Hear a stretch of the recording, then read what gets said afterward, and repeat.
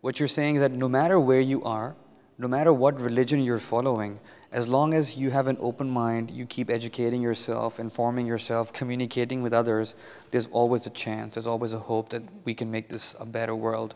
My last question to all of you would be, let's suppose that we're not able to achieve that, what we just talked about. Let's suppose the world becomes more chaotic. We know that the chaos in the world is caused by a bunch of you for their own political gains. If we are not able to succeed in making this a peaceful world and letting all the religions coexist together, what kind of legacy will we leave behind for the future generations, David? At least I hope that we do have a movement. Whether it's a small one that we're fighting the few, that controls the means of everything else. That we can take pride. At least the people here on this panel, they can take the pride that we've attempted to do our best to make dialogue, to understand each other, and to move things forward in a positive format.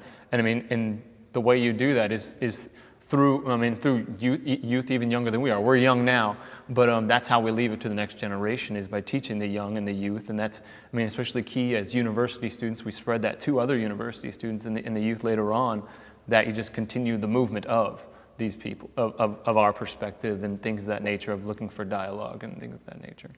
We have to let the youngsters know that if we don't do something about it, what kind of nightmare we can see, even worse than what we're seeing right now. So what would be your message? I think I agree with David that it really comes down to just keeping an open mind and educating our younger, the next generation to come about not just, math and science, but about different faiths, about different religions, about different cultures, and letting them have an education that opens their minds, that exposes them to different things. And I think that's really, really important. And I think that's something we need to work on. We need to work on those issues like poverty and education. We can't just keep on focusing on war. We need to work on those issues, because those are the ones that are going to drag us down if we don't fix them.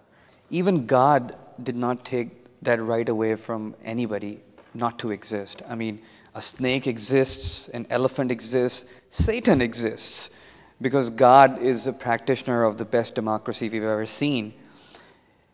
Keeping that in perspective, what would be your message to the youngsters watching you? Riding on what you just said, we need to practice, we need to honor and respect living beings, whether they be human beings or whether they be animals or whether they be... Yeah, no, we need to honor and respect one another for who we are. And if we don't do that, then ignorance will continue to grow. Textbooks will continue to present false information. People will become more reclusive, not venture out of their own communities, their own towns, and will have no interest in getting to know anyone outside of themselves. And that's a very scary, scary world. Clark, anything that you'd like to add to these closing remarks, especially keeping in perspective that if we don't achieve, we will end up as failures? I think that the progression of the world, or the progression of communications and connections between people and education and values that of life, of tolerance, and so on, will help the world to take the next step and to see this, hopefully, peace.